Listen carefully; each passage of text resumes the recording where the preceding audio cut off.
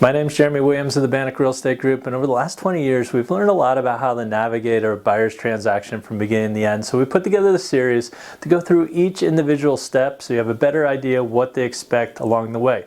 So whether you're a seasoned investor or a first-time home buyer, these steps are going to help you confidently navigate through your real estate transaction. In this first video, we're going to go through the essentials: market research, your budget, and of course set in your criteria for the home that you're looking for. So these are going to help you to create more of an enjoyable experience and understand what's coming up before you get there. So with that, let's get into it. One of the best things you could do when you're starting your home buying process is first research and understand the real estate market that you're going to be buying into. And that changes within a community, and also different neighborhoods might have little micro communities, and one might be more popular than another. Understand if it's a buyer's market, seller's market, how much inventory is available compared to the number of buyers is going to be essential for setting up expectations, but also how you may negotiate on that offer. You might have to get more aggressive than you expected in a changing market. Maybe other people haven't noticed that. So where do we get this local information? We can start by going to our YouTube channel. We put out a monthly market report that really help you understand the real numbers, not the regional numbers or national numbers that you're used to hearing. Then we also have an up-to-date market report. So reach out and we can provide you with this market report to know exactly what's going on in each price segment and different areas of town. Understanding the market is going to give you a heads up when you're negotiating against other people.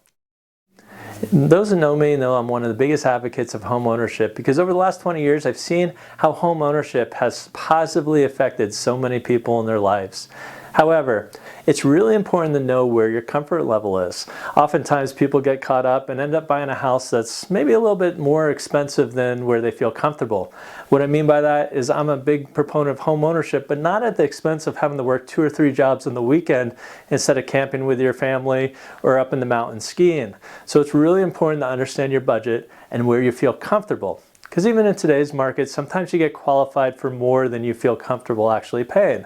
Getting together with a good lender is going to help work through that budget and understand what that monthly payment is. And that monthly payment is probably one of the most important things to focus on, even more so than the actual price of the house. When it comes down to negotiation, there's a lot of ways that we can negotiate and work with a lender to try to get those payments down. So get together with a lender and then reach out to us so we can work together to understand what your budget is and make sure you can get a house that you can enjoy and relax in instead of being stressed about the future. The next step is setting your property criteria.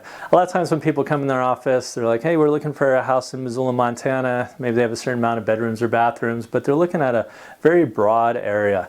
And what we like to do is focus on not just attributes. Attributes are going to be like 4 bedrooms, 3 baths, open floor plan, but really getting an understanding of how you live in a house. For instance, you might come in saying, I need a 4-bedroom house, but we find out that really you can use a 3-bedroom house as long as it has another, say, bonus room or space for an office, a home office. So understanding how you live might open up a bigger swath of houses that you might not have considered otherwise, and a lot of times might even be better options than what you were originally looking for.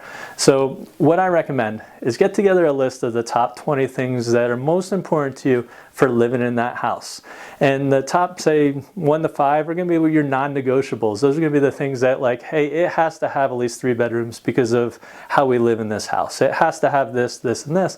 And then as you go down the list, it would be nice to have on that list. When we get that narrowed down, it allows us to go out and find exactly the type of houses that you're looking for. And in fact, sometimes it allows us to focus on maybe different neighborhoods and approach people that might not even be on the market, but might be willing to sell, and it might be a house that could work for you. So understanding what you're looking for is the next part of the process, and essential for making sure that we're not wasting your time and we're really focused on finding you the right house.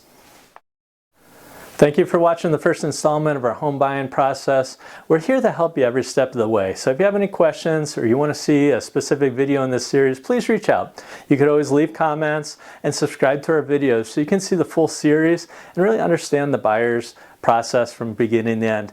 Of course, you could always reach me on my cell phone. You can call me at 406-531-1519, and we look forward to seeing you in your new house.